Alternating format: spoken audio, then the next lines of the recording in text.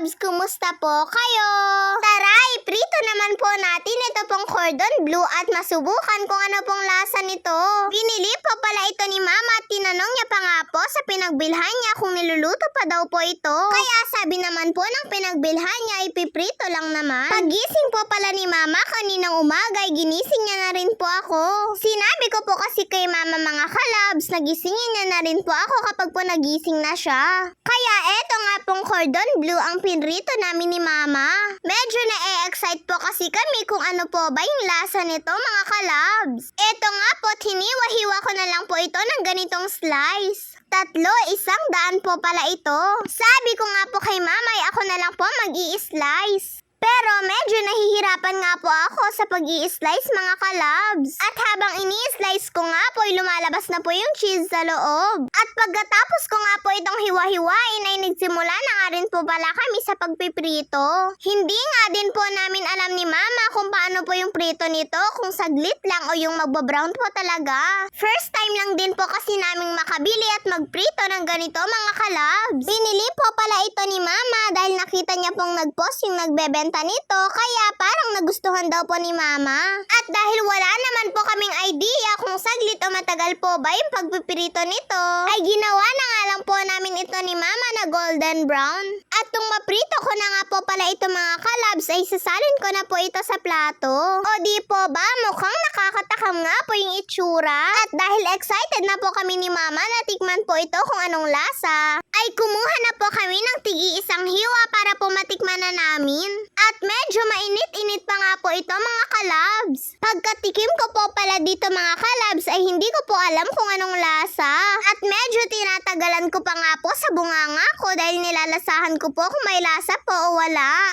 Sa totoo nga lang po mga labs ay cheese lang po yung nalalasahan ko. Pero nung natapos ko na nga pong kainin yung isang hiwa mga kalabs, ay dun ko po nalasahan na masarap din po pala habang lumalamig. Opo mga kalabs, mas malasa nga po ito kapag pumalamig na.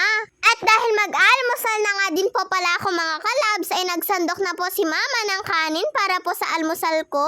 Hindi ko nga po alam kung pwede po itong ikanin, kaya sinawsaw ko po ito sa ketchup. Pwede rin po pala itong iulam mga kalabs. Eto na lang po kasi yung naprito namin ni mama at wala na pong iba. Masarap nga din po siya kapag po naisawsaw sa ketchup. Mag-isa lang po pala akong kumakain dito mga kalabs dahil tanghali pa po yung pasok ni kuya.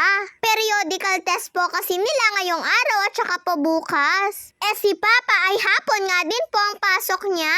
Kaya habang kumakain nga po ako dito mga kalabs ay tulog pa nga po silang dalawa. At si mama naman po ay hindi po siya nag-aalmusal ng ganitong maagang oras pa. Ang oras po kasi ng almusal ni mama ay 8 o di kaya 8:30. Kaya hindi po siya nakikisabay sa amin ni kuya kapag po nag-aalmusal kami ng maaga. Subukan niyo din po itong cordon bleu mga kalabs. At i-comment niyo po sa akin kung nasasarapan po ba kayo sa lasa o hindi. At pagkatapos ko po palang kumain mga kalabs, eto nga po't nakaligo na ako at nakabihis na.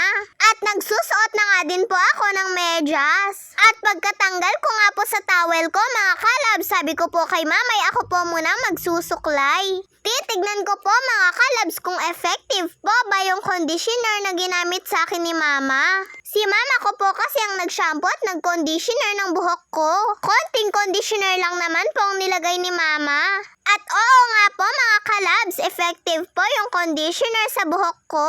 Tignan nyo naman po at nasusuklayan ko na po mag-isa yung buhok ko. At kahit nagkabuhol-buhol nga po ay mabilis lang po siyang suklayin. At madulas nga din po siya mga kalabs. Kaya sabi po sa akin ni mama ay araw-arawin ko na nga daw po ang paggamit ng conditioner. Para po hindi na daw po ako nahihirapan sa pagsusuklay. At isa pa mga kalabs ay napakabango nga po ng buhok ko. Amoy na amoy po kasi yung conditioner na ginamit sa akin ni mama. Sa totoo nga lang po mga kalabs ay mabilis ko na nga lang pong nasuklayan ito pong buhok ko.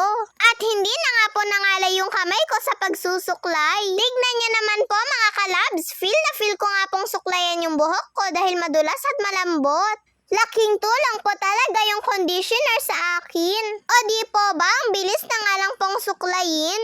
At pagkatapos ko nga pong magsuklay mga kalabs, syempre magpopolvo na po ako para po makaalis na at makapasok na rin po sa school. Si mama ko po palang magpapatawid sa akin ngayon. Ayan na nga po mga kalabs at nakaredy na rin po ako. Kinukuha ko na nga po itong bag ko mga kalabs para po maisuot ko na. At nagpaalam na rin po pala ako kay mama.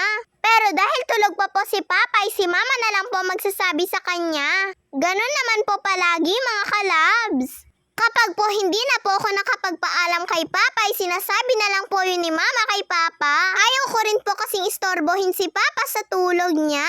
At pagkalabas ko nga po mga kalabs ay nakasabayan ko nga po yung mga tito ko. Hindi na po pala ako napatawid ni Mama dahil sumabay na lang po ako sa lolo ko mga kalabs. At dahil hindi nga po ako nakauwi ng tanghali mga kalabs, eto nga po at nagluluto na po si Mama para po sa baon ko. Pritong isda at pritong talong po pala yung pinabaon sa akin ni Mama. At naglagay din po pala siya ng 2 hiwang cordon bleu. At pinasabay niya na rin po ito sa tita ko.